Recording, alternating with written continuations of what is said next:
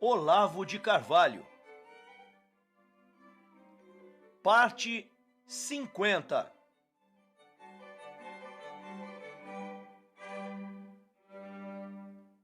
Texto publicado em Diário do Comércio, 21 de setembro de 2011. Até que, enfim...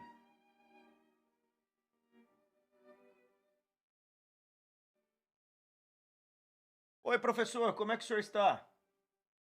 Ei, menininho, bom dia, boa noite, boa tarde, tudo bem? Como é que vocês estão aí, pessoal, aí na terra? Ó, professor, estamos bem aqui. E o senhor? Ei, tudo bem, você faz tempo que você não me chama pra gravar essa porra desse livro, hein? Não vai terminar nunca essa desgraça. Não, professor, é que eu tava... Tudo bem, eu estava me envolvendo com as outras gravações, mas estamos aqui. Eu quero terminar esse capítulo com o senhor. Faltam 4 leituras. Podemos fazer uma batida nessas 4 leituras e já matar essas 10 páginas? Você que sabe, o que você quiser fazer aí a gente faz. Então vamos lá, podemos começar? Sim, professor, podemos começar. A hora que o senhor quiser a gente começa. Então deixa eu começar lendo então. Tá bom, professor, vai lá. A mídia brasileira... Bom, vamos lá, pessoal. Oi, tudo bem com vocês? Muito bom. Bem, ele já falou, né? O texto que nós vamos ler aqui é o Até que Enfim. Certo? Até que enfim, eu escrevi no Diário do Comércio, dia 21 de dezembro de 2011. Faz tempo pra cacete também, viu? Vamos lá, então. A mídia brasileira sempre acaba descobrindo as coisas, né? Basta esperar umas quantas décadas e... e você, já maduro ou velhinho, né, recebe a informação vital que poderia ter mudado o seu destino. E se lhe chegasse na juventude, certo? Quem primeiro me falou de Roger Scruton, gente, no início dos anos 1990 foi Daniel Brilhante de Brito, o brasileiro mais culto que eu já conheci. Citei o filósofo inglês em 1993, em A Nova Era e a Revolução Cultural. Já leu esse livro meu? Já leu esse livro, hein? Não, tá falando comigo, professor? Sim, porra, tô falando com você. Ah, eu já li, eu não li no canal. Então você faz favor de pôr ele na ordem aí para poder também trazer essas informações pro pessoal, certo? Tá bom. Então, assim, ó, esse livro aí, Nova Era e a Revolução Cultural, certo? Foi onde eu citei o filósofo inglês, foi em 1993. Nada é mais fácil neste país, pessoal, que sua obra dificilmente chegaria ao conhecimento dos nossos compatriotas, né?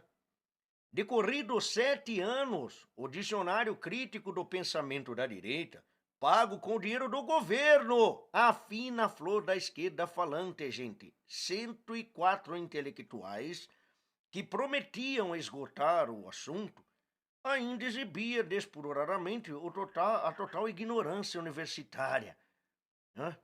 De um autor que, àquela altura, já tinha no seu país e nos Estados Unidos como um dos mais vigorosos homens de ideias no campo conservador. Bem, só se pode alegar como atenuante o fato de que não havia excluído Scruton por birra pessoal. Ao contrário, porra, era rigorosamente democráticos na distribuição da sua ignorância.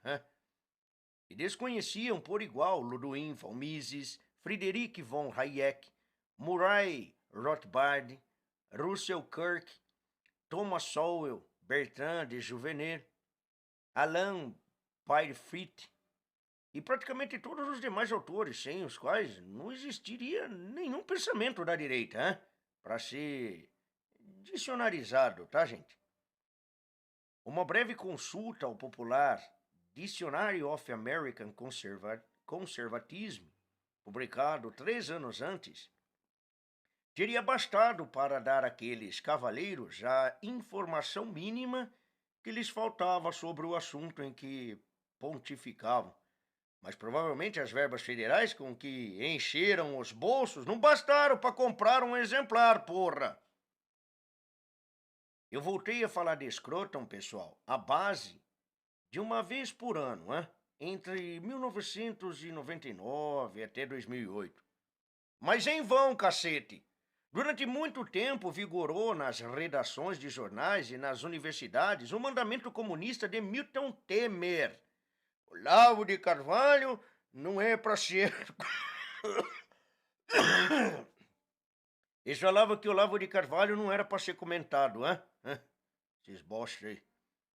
Que o zelo dos discípulos estendia aos autores citados nos meus artigos, Bem, alguns, é claro, liam esses autores em segredo, como quem se escondesse no banheiro com um livreto de Carlos Zéfiro, Mas esperavam para comentá-los que o tempo apagasse toda associação entre aqueles nomes e a minha pessoa, Assim transcorreu o prazo de uma geração, gente.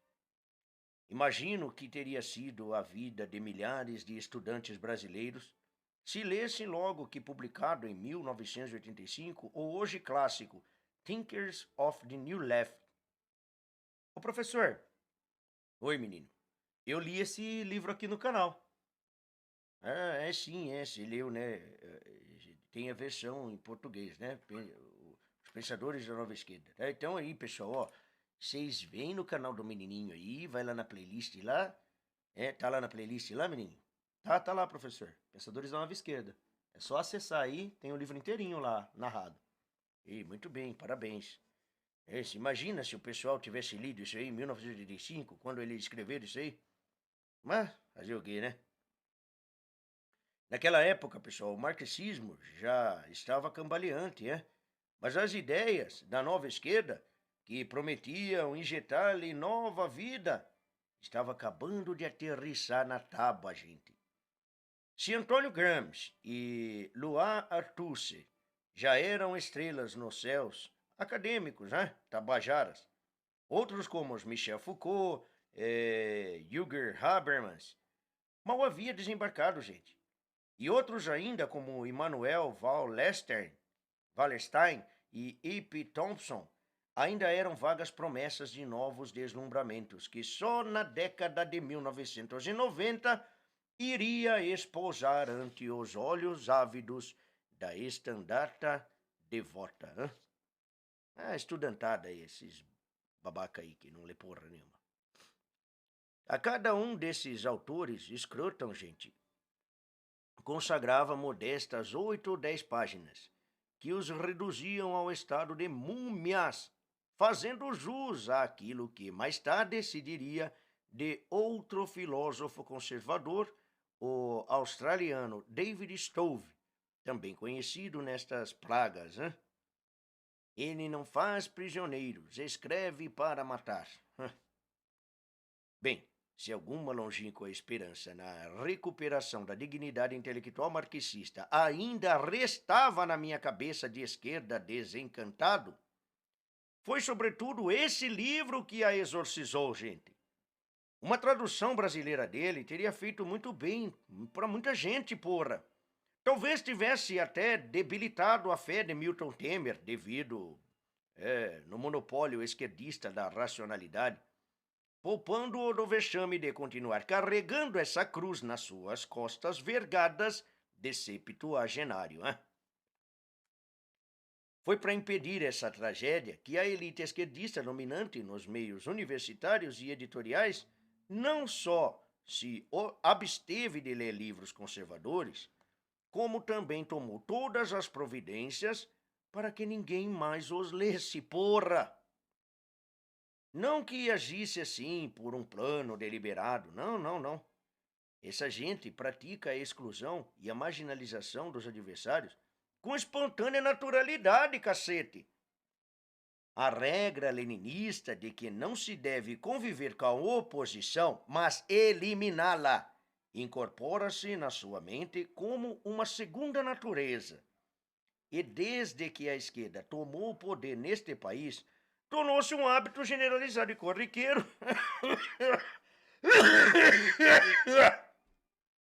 Suprimir as vozes discordantes, gente, para em seguida proclamar que elas não existem.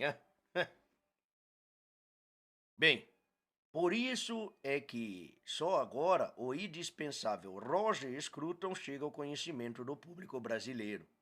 Por iniciativa das páginas amarelas, que veja, a Veja de 21 de setembro, né, onde diz o que todo mundo pensa, mas não tem meio de dizer em voz alta. Né? É só dar uma olhadinha lá.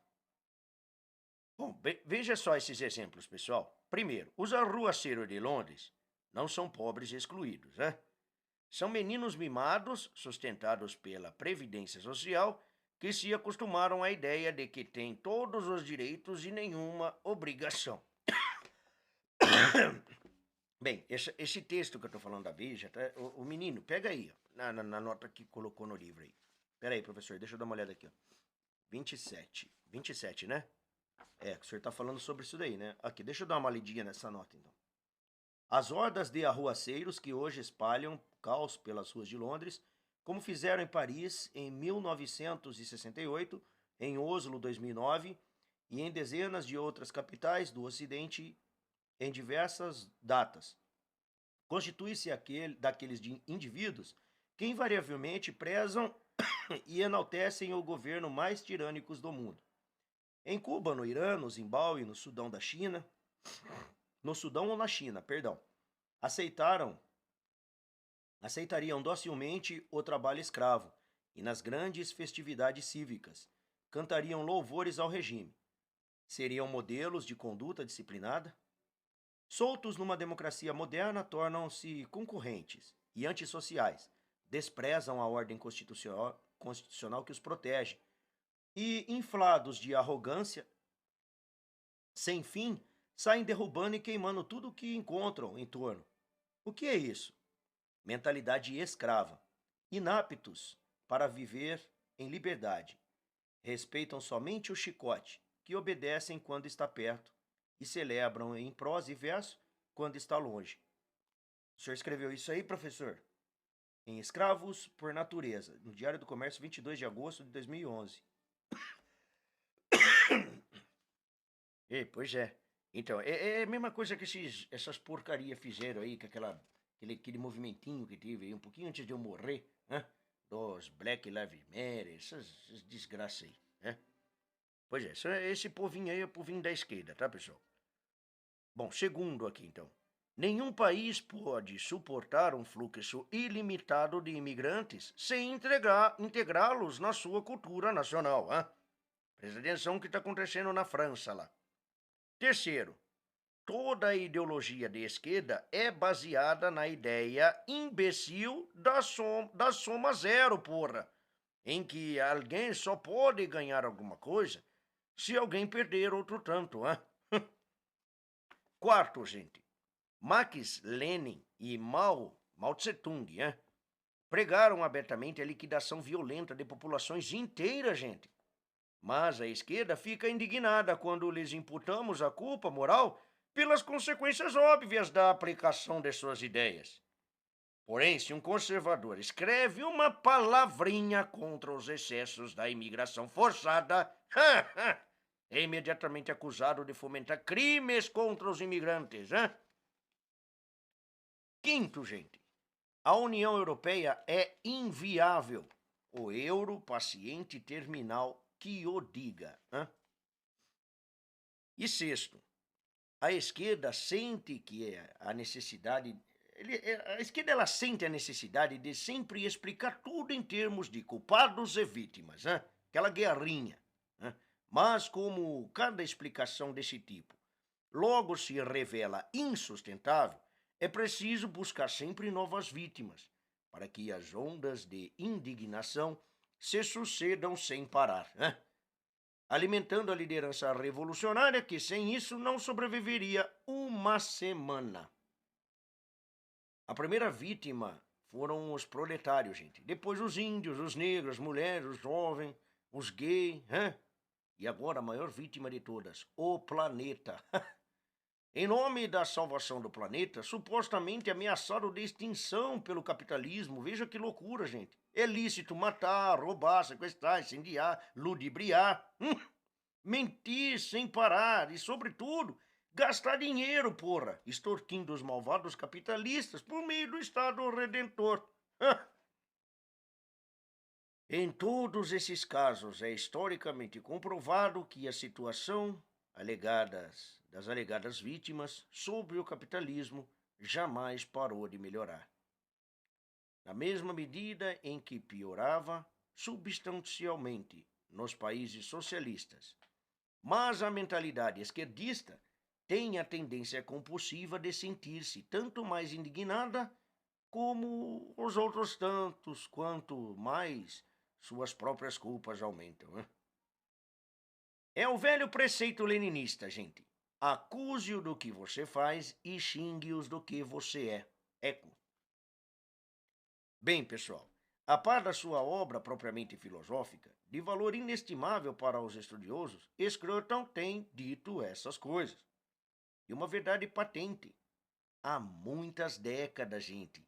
E com linguagem ao mesmo tempo elegante e ferina que desencoraja o mais inflamado dos contendores. Né? Espero que a entrevista da Veja desperte a atenção dos leitores para os livros desse autor imprescindível. Né? Bem, a respeito do item 6 que eu falei quase agora, convém acrescentar aqui uma informação de que talvez o próprio Scruton não disponha, né? Mas que vem mostrar o quanto ele tem razão. Nos anos 1950, grupos globalistas bilionários, os metacapitalistas, como eu chamo, né? Aqueles sujeitinhos que ganharam tanto dinheiro com o capitalismo que agora, gente, já não querem mais se submeter às oscilações do mercado, né? E por isso se tornam aliados naturais do estadismo esquerdista. E daí que tá dando, o menininho, tá dando um sinalzinho aí. Aí, professor, deixa eu tirar um negocinho aqui. Pronto. É o celular que tá do lado aqui que eu tô fazendo a transmissão ao vivo pelo Instagram. É, você tá fazendo a transmissão também 2 vezes? Vai gravar 2 vezes a mesma coisa? É, só pra ver como é que é. Tá bom, então. Bem, onde que eu parei? Que você, essa porra desse barulho aí me interrompeu. Professor, o senhor tava falando aqui, ó, do item 6. Ah, sim. É, então, veja só aqui, pessoal, ó. Eu preciso acrescentar aqui uma informação que talvez o Scruton não tinha, né? Mas é que ela vem mostrar o quanto ele tem razão, certo? Nos anos 1950, grupos globalistas bilionários, que eu chamo de metacapitalista, como eu defini aí, né? Aquele pessoalzinho lá que ganha dinheirinho e tal, mas não quer perder no mercado, né? Por isso eles se tornaram aliados naturais do estatismo esquerdista, né? E um pessoalzinho liberal aí, tá? Tomaram a iniciativa de contratar algumas dezenas de intelectuais de primeira ordem para que escolhessem a vítima das vítimas. Alguém cuja defesa, em caso de ameaça, a sociedade inteira correria com solicitude de mãe, gente, lançando automaticamente sobre todas as objeções possíveis a suspeita de traição à espécie humana. Hein? Depois de conjecturar várias hipóteses, os estudiosos chegaram à conclusão de que ninguém se recusaria a lutar em favor da terra, da mãe natureza. Hein? Bem, foi a partir de então que os subsídios, gente, começaram a jorrar para os bolsos dos ecologistas, hein? Que dispuseram a cobrar na construção do mito do planeta ameaçado pela liberdade de mercado. Vocês lembram aí daquela porra de CO2, né? Do desodorante que acabava com o buraco do ozônio? Pois é, lá naquela época lá, década de 90, Eco 92, essas postas aí, gente. Eles continuam até hoje, hein? Daqui a pouco eles vão fechar só assim, em casa aí por causa de lockdown, por causa de aquecimento. Esquece isso aí, vai gravando aí, hein? As pessoas vão ficar paranoicas, achando que o planeta está aquecendo e você vai ter que ficar dentro de casa, né? As conclusões daquele estudo foram publicadas sob o título Report from Iron Mountain. A prova viva de que o salvacionismo planetário é o maior engodo científico de todos os tempos, gente. O escrito foi publicado anonimamente, mas o economista John Kenneth Galbraith, do qual não há razões para duvidar nesse ponto, confirmou a autenticidade do documento, ao confessar que ele próprio fizera parte daquele grupo de estudos e ajudara a redigir as conclusões. Bem, terminei aqui esse pedacinho, menininho. Ah, legal, professor. Bom, aqui no Brasil também, professor, tem o professor Felício, né? Sim, o Felício é um bom professor, viu? Bem aconselho aí que vocês peguem algumas coisas que ele falou. Um cara que foi cancelado também, né? Por falar contra esse negócio aí. Bem, então vamos lá. Eu posso ler o próximo, professor? Sim, sim, sim. Pode ler. Aí depois, se você quiser, eu leio a outra. Tá bom. Então vamos lá. A boa e velha língua dupla. Diário do Comércio, 28 de novembro de 2010.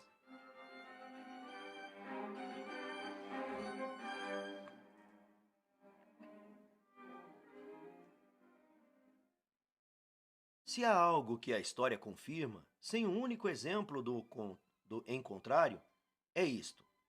Toda e qualquer verdade ou ideia valiosa que algum dia chegou ao conhecimento dos seres humanos foi descoberta de um ou alguns indivíduos isolados. Ao disseminar-se entre as massas, perde o impulso originário e se cristaliza em fórmulas ocas e inevitavelmente repetitíveis, que se podem preencher com os sentidos mais diversos e usar para os mais diversos fins. Tudo começa na inspiração e termina em macaqueação. Sempre foi assim e sempre será.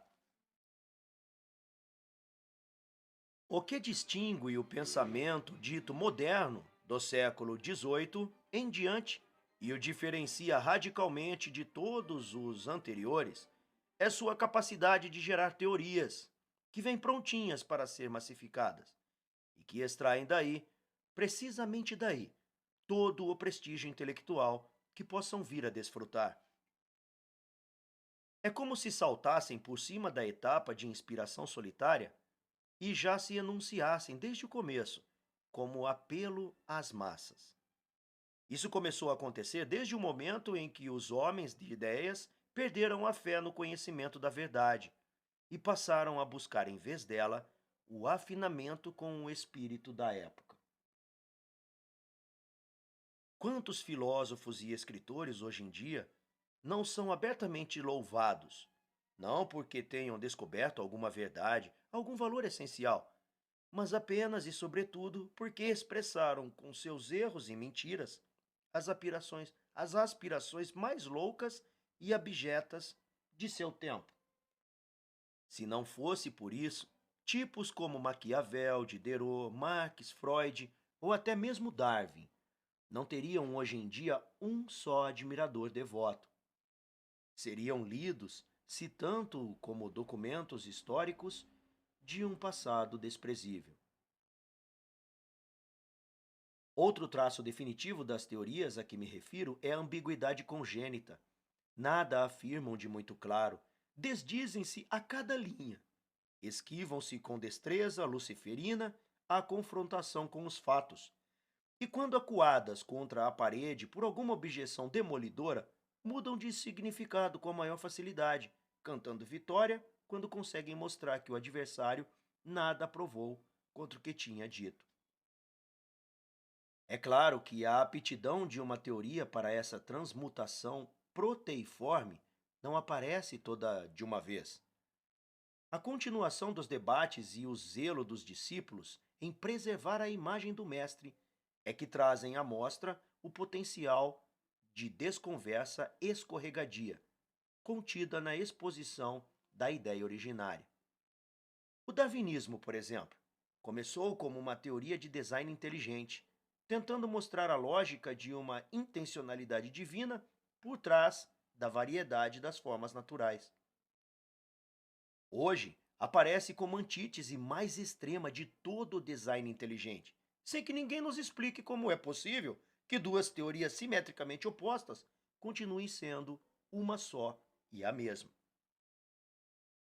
A psicanálise, então, tem tantas versões que o que quer que você diga contra uma delas pode ser sempre reciclado como argumento em favor de alguma outra.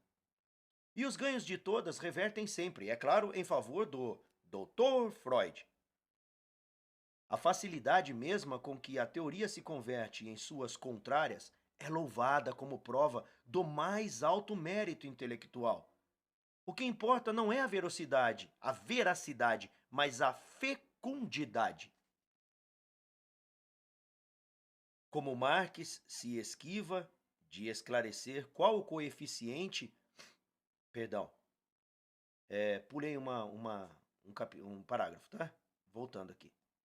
Mas a teoria. Presta atenção na leitura aí, menino. Você fica olhando o celular aí e gravando. Presta atençãozinho. Tá bom, professor. Foi mal. Mas a teoria mais capaz de explorar em proveito próprio tudo o que a desminta é com toda certeza o marxismo. Tudo o que diz já vem na fonte, em duas versões. Uma diz sim, a outra diz que não. Qualquer das duas que saia vencedora aumentará formidavelmente o crédito da teoria marxista.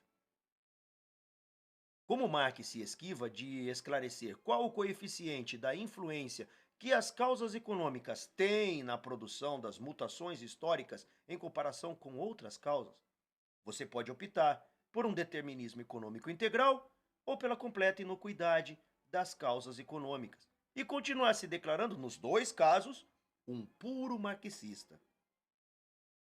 Ernesto Lacau chega a declarar que a mera propaganda cria a classe oprimida incumbida de legitimá-la ex post facto. E ninguém deixa de considerá-lo, por isso, um iluminado pensamento marxista. A própria ideia marxista de praxis, uma mistura inextricável de teoria e prática, parece criada sob medida para tirar proveito das situações mais opostas.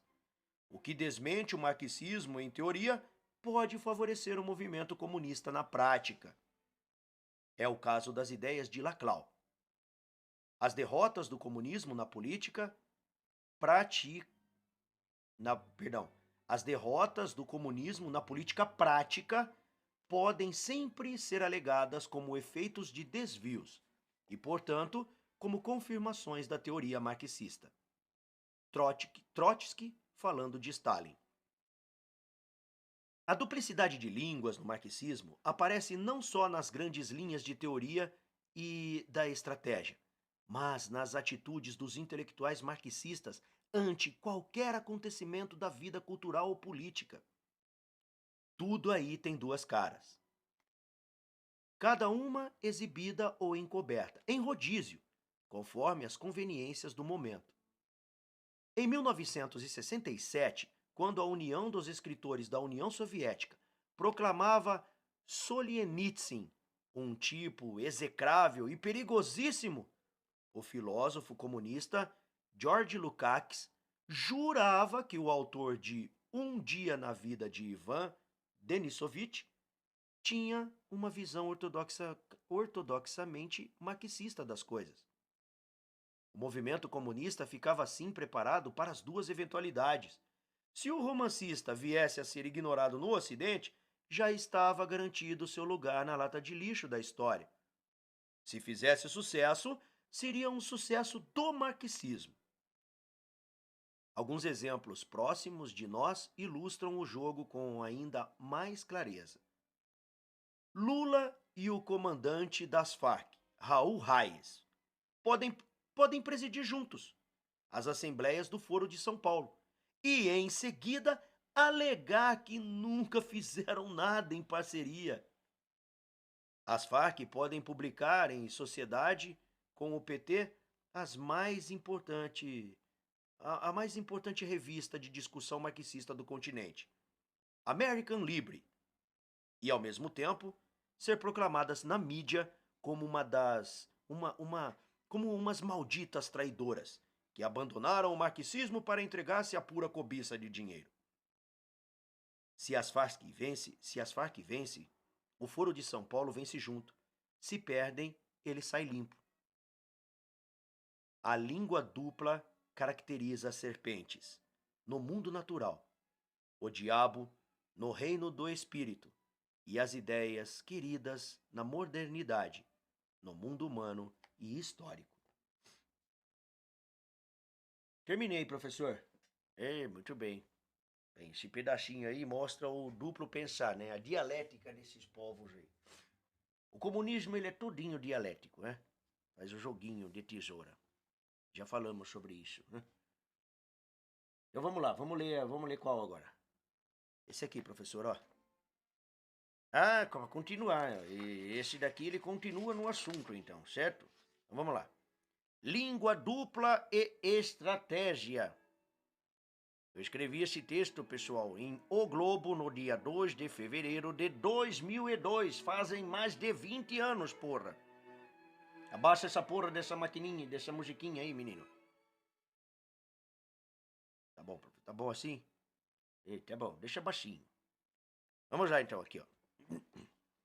Os lugares comuns foram assim nomeados pelos retóricos greco-romanos, que os comparavam a depósitos públicos de lixo mental, onde o mais pobre dos argumentadores poderia sempre encontrar alguma ferramenta usada que o tirasse do aperto do confronto desvantajoso com o adversário mais sábio.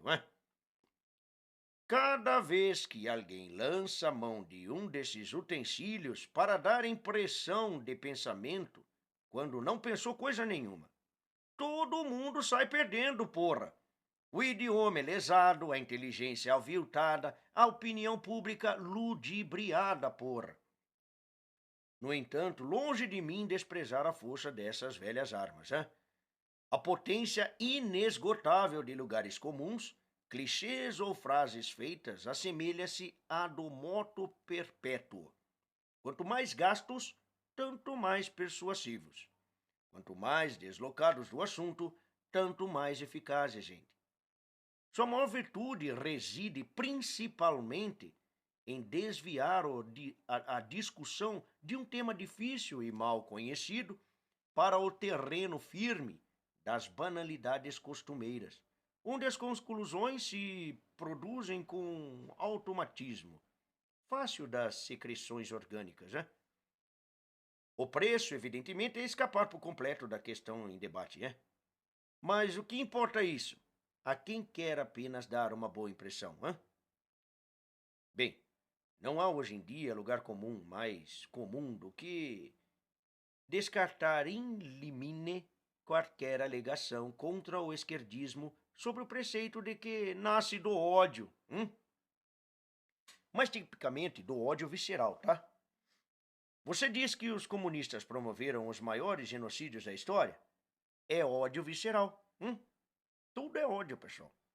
Você afirma que criaram o Gulag e o Laogai, redes de campo de concentração que superaram as mais macabras ambições do nazismo, gente. É ódio visceral. Você se queixa de que bloqueiam a divulgação de seus crimes? Oh, porra, ódio visceral, de novo. Depois de repetirem isso umas centenas de vezes, gente, você ficará parecendo mais mal do que aqueles que mataram 100 milhões de seres humanos, Prenderam outros tantos e hoje proíbe você de tocar no assunto, porra! Bem, pensando bem, você é que é um genocida, Um tirano, um monstro, porra! Eles mataram apenas uns quantos milhões de pessoas, conservando, mediante prodígios de inventividade lógica, uma linda autoimagem de almas santas e bem-intencionadas, Aí você vem impiedosamente e rasga essa autoimagem? Você é muito malvado, rapaz, Você que não tem temor no coração, certo? Pois é assim. O mais curioso é que essa rotulação venha justamente de adeptos, simpatizantes e colaboradores passivos de uma ideologia, gente, que em família jamais escondeu a motivação última que a movia. Hã?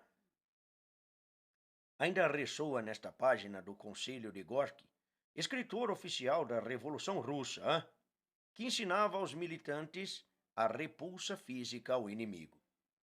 Talvez o leitor recorde também a observação de Brecht, de que se os acusados dos processos de Moscou eram inocentes, tanto mais mereciam ser fuzilados pelo bem do socialismo. Talvez conheça a declaração de Edred Cleaver, de que estuprar mulheres brancas é um mérito revolucionário, gente. Pois é. Nossa, professor, os caras falaram isso? Sim, porra, tá tudo escrito na história, essa desgraça. E talvez não tenha assumido da sua memória a fórmula de Che Guevara, hã? Sabe o Che Guevara? Esse daí que esses menininhos da escola pinta na camisa aí e acha que é inteligente com um cigarrinho de maconha na boca e uma boininha e uma estrelinha do PT? Pois é, sabe o que ele disse, que ele aconselhava? O ódio intransigente ao inimigo, ódio que impulsiona além das limitações naturais do ser humano e converte o guerrilheiro numa eficiente e fria máquina de matar. Bem, mas naturalmente, gente, nenhum desses cavaleiros disse ou praticou essas coisas por ódio, tá? O odiento é você, porra, que sai aí cantando pra todo mundo que eles as disseram e praticaram. Como é que pode você fazer um negócio desse, hã? É com base na forma peculiar lógica comunista dessa conclusão que, por exemplo, o Fórum Social Mundial pode ostentar a bandeira da paz, entendendo por paz a suspensão das ações humanas no Afeganistão, que mataram umas centenas de pessoas, mas não a da ocupação chinesa no Tibete, que já matou mais de 1 milhão. Cáspita. Quando Orwell disse que os comunistas inventaram um novo idioma no qual amor e ódio, amor é ódio, paz é guerra, sim é não e não é sim, ele não exagerou em nada, né? Duplicidade, gente, diversionismo, camuflagem são o cerne mesmo da alma do comunista, gente. E quem quer que, discutindo com comunistas ou similares, atenha-se ao conteúdo literal de seu discurso, sem perceber que se destina apenas a encobrir a lógica profunda de suas ações, estará sendo feito de otário, porra. Diga francamente, o caro leitor, se um visitante, imbuído de manifesta intenção de seduzir sua esposa, começa a frequentar sua casa sob o pretexto de jogar cartas, por exemplo, você acha que o melhor que se tem a fazer com o intruso é empenhar-se em ganhar o jogo? Tem que ser bem otário mesmo, né? Assim procede quem, diante de organizações políticas envolvidas até a goela num movimento revolucionário continental associado ao narcotráfico, discuta com elas programas de governo, meu saco, e remédio para os problemas nacionais, cacete, ajudando-as a fingir uma atmosfera democrática de paz e normalidade. Porra, viu, bicho? Eu já tô de saco cheio, hein, ô menino? Não, professor, mas continua aí. Vamos continuar, eu leio o próximo. É que eu fico lembrando, tô no céu, agora tá tão bom o negócio, eu já saí dessa desgraça aí que vocês estão aí. Vocês precisam acordar com essa porra, gente. É, professor, o senhor faz parte aqui. Continua aí pra gente. Tá bom. É só esse, hein? Tá bom. Para o revolucionário, todo discurso público, sobretudo eleitoral, é apenas utensílio. Utensílio tão provisório, tão descartável quanto a tira de papel higiênico ou uma camisinha.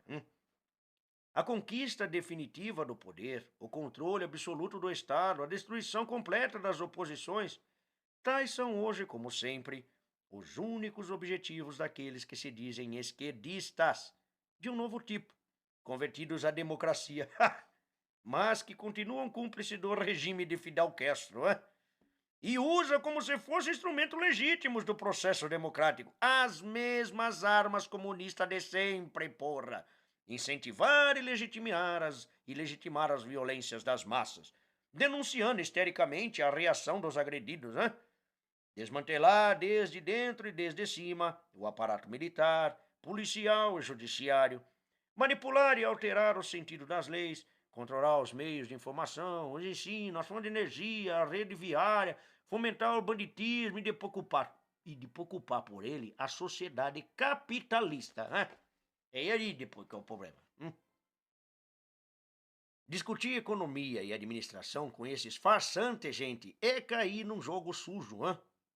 É desempenhar na pantomima, precisamente o papel que eles reservaram para suas futuras vítimas. Só o que cabe é desmascarar por trás de suas alegações variadas, artificiosas e desnorteantes, a constância e a lógica implacável da sua estratégia de conquista. Pelas mesmas razões, é inútil tentar combatê-los com acusações de corrupção banal, idênticas àquelas com que eles destroem facilmente as reputações de seus adversários.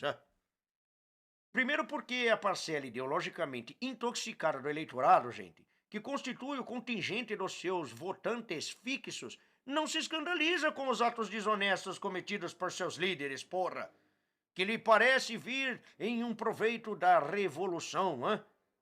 Segundo, porque a organização empenhada na luta por um objetivo geral, que é mau, desonesto e pérfido em essência, há de tratar sempre de ser a mais honesta possível nos detalhes instrumentais da política diária. Não só para evitar problemas de percurso, mas também para poder prevalecer-se de uma aparência enganosa de superioridade moral, hein? Nada mais rígido que o moralismo interno das máfias e dos partidos revolucionários. Não, a perfídia esquerdista, gente, não será jamais vencida por meio de tímidas mordidas nas beiradas. É preciso feri-la no coração, cacete. E esse coração se chama estratégia. Estratégia, hein? Ou a desmascaramos, ou nos confirmamos em vir a ser governados por um Pol Pot, um Fidel Castro ou um Ceausescu.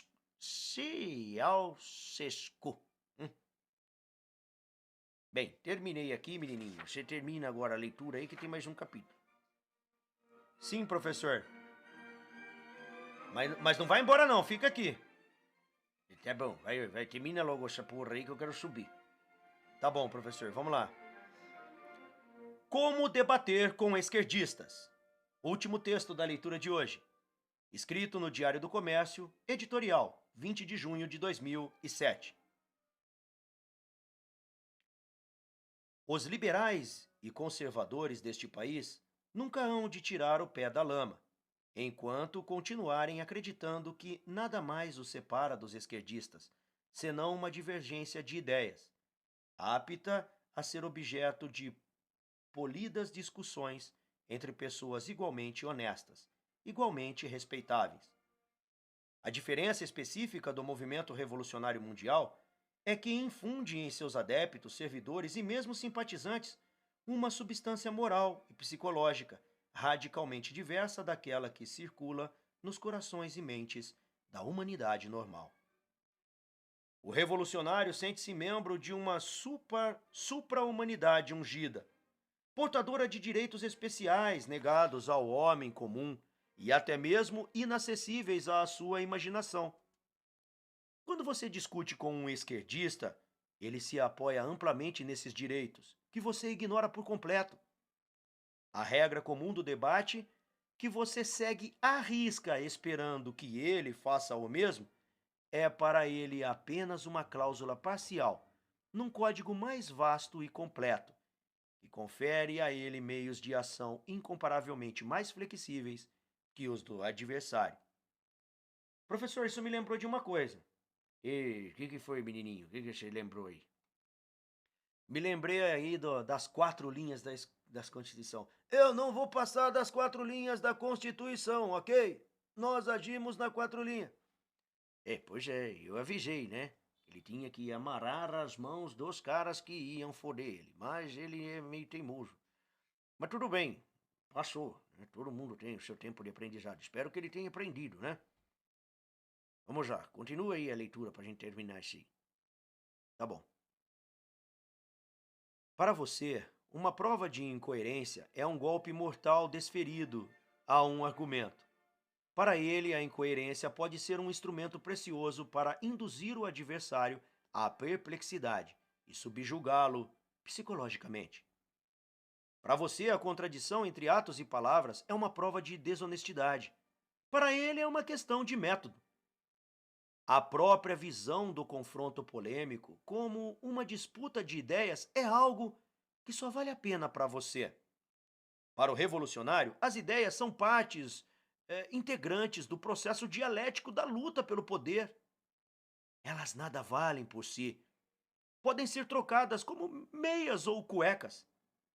Todo revolucionário está disposto a defender X ou ao contrário de X, conforme as conveniências táticas do momento.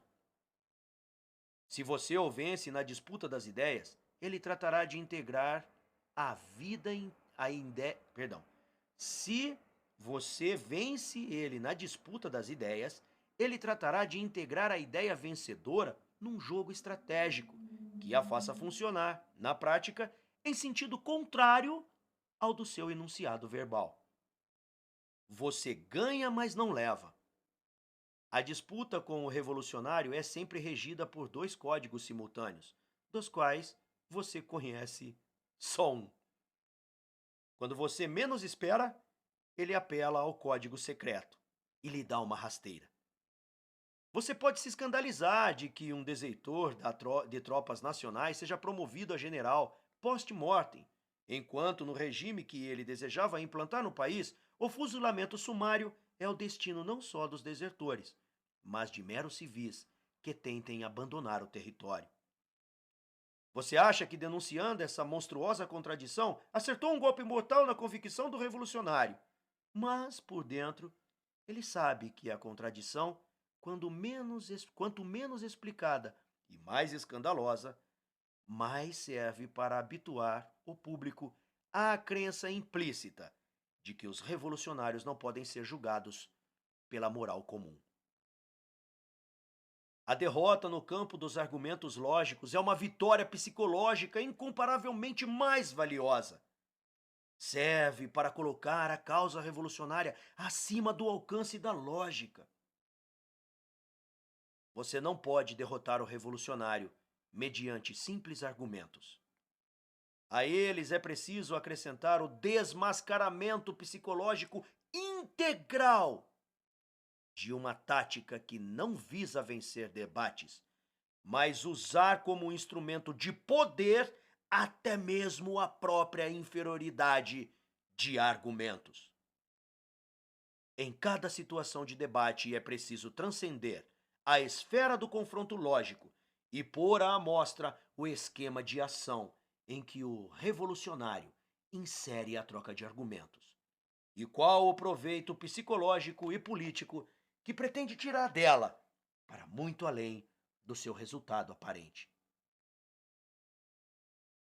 Mas isso quer dizer que o único debate eficiente com esquerdistas é aquele que não consente em ficar preso nas regras formais de um confronto de argumentos e que se aprofunda num desmascaramento psicológico completo e impiedoso. Provar que um esquerdista está errado nada significa. Você tem de mostrar como ele é mau, perverso, falso, deliberado e maquiavélico por trás de suas aparências de debatedor sincero, polido e civilizado. Faça isso e você fará essa gente chorar de desespero, porque no fundo ela se conhece e sabe que não presta. Não lhe deu o consolo de uma camuflagem civilizada, tecida com a pele do adversário ingênuo.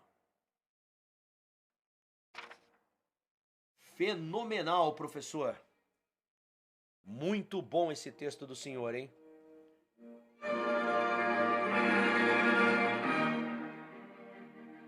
Obrigado, pessoal, pela leitura, pela companhia.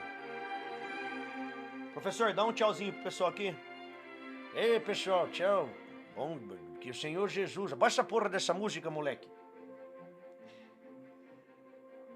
Tá bom assim, professor? Sim, deixa eu falar tchau. Tchau, pessoal. Papai do céu abençoe vocês. Tenham uma noite abençoada, um dia abençoado. Nosso Senhor Jesus Cristo acompanhe cada família, viu? E Roxana, eu te amo. Que Deus te abençoe aí. Eu tô aqui rezando e cuidando de você. Meus filhos, meus netos, todos meus cachorrinhos aí. Papai do céu abençoe, tá bom? E... Ô Silvio, a venda do livro tá caindo, Silvio. Você faz favor de arrumar esse negócio aí, hein? Tchau, pessoal. Fica com Deus. Tchau, menininho. Vou subir, tá bom? Tá bom, professor. Valeu, pessoal. Até a próxima leitura. Papai do céu abençoe. Obrigado pela companhia. Deixe seu like e se inscreva no canal Ler com Ouvidos, o canal conservador de audiobook aqui do seu YouTube. Valeu!